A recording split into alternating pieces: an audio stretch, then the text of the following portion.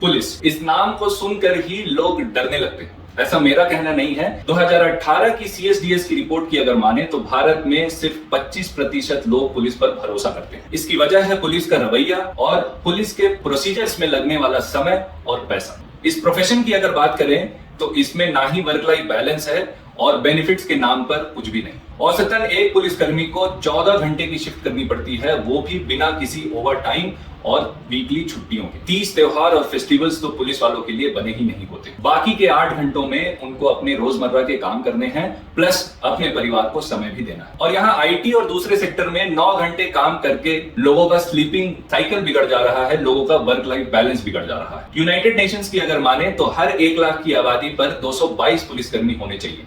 भारत में स्वीकृत यानी कि सैंक्शन जो नंबर है वो है 181 और रियलिटी में ये नंबर है 131, यानी कि यूनाइटेड नेशंस के रिकमेंडेशन से लगभग 80% कम है पुलिस बल की संख्या हर 1 लाख की आबादी पर भारत में। अंदाजा लगाइए कि कौन से राज्य ऐसे होंगे जहां की पुलिस व्यवस्था आपको चरमराई सी नजर आती हो। आपके जहन में आएगा वेस्ट बंगाल, उत्तर प्रदेश, बिहार, झारखंड। इन राज्यों में जहां सबसे ज्यादा आबादी है वहां पुलिस कर्मियों की जो संख्या है हर 1 लाख की आबादी पर वो 100 से भी कम है। जो पुलिस कर्मियों की सैंक्शन नंबर है उनसे करीब 5 लाख कम पुलिसकर्मी भारत में आज काम कर रहे हैं। और इन 5 लाख वैकेंसी की जो हालत है वो पिछले 5 से 7 सालों में जस की तस है। उसमें भी उत्तर प्रदेश, बिहार और वेस्ट बंगाल टॉप में है, जहां सबसे ज्यादा पुलिसकर्मियों की कमी है। 86% पुलिसकर्मी जो है वो कांस्टेबल ही होते हैं और अगर किस्मत अच्छी हुई तो पूरे जीवन में सिर्फ एक प्रमोशन आपको मिलेगा, वो भी हेड कांस्टेबल का। एवरेज सैलरी की बात की जाए तो 18 से 35 हजार रुपए प्रति माह का वेतन उनको मिलता है। अब इस सैलरी में उनको मैनेज करना होता है अपने घर का किराया, बच्चों की स्कूल फीस, एक्सेट्रा एक्सेट्रा।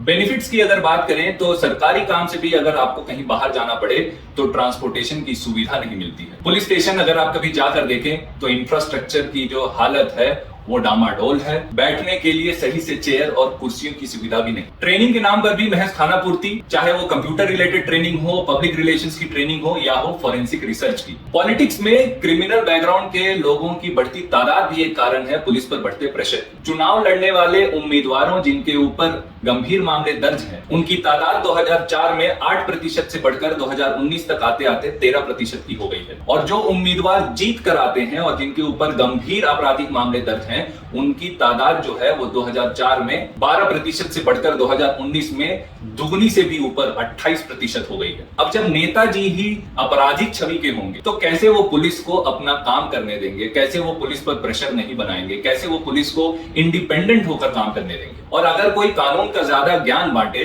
तो उसके तो उड़ गए तोते। लगाते रहिए इस जिले से उस जिले के चक्कर, इस थाने से उस थाने के चक्कर। मूवीज भी एक कारण है जिसने पुलिस की छवि पर काफी ज्यादा असर डाला है। पहले की मूवीज अगर आप देखेंगे तो उसमें पुलिस हमेशा करप्ट दिखाई जाती थी, गुंडों से मिली होती थी। और आज की अगर मूवीज देखें तो उसमें कोई प्रोसीजर्स को फॉलो नहीं करना चाहता है। नो FIR, नो अरेस्ट, फैसला ऑन द स्पॉट।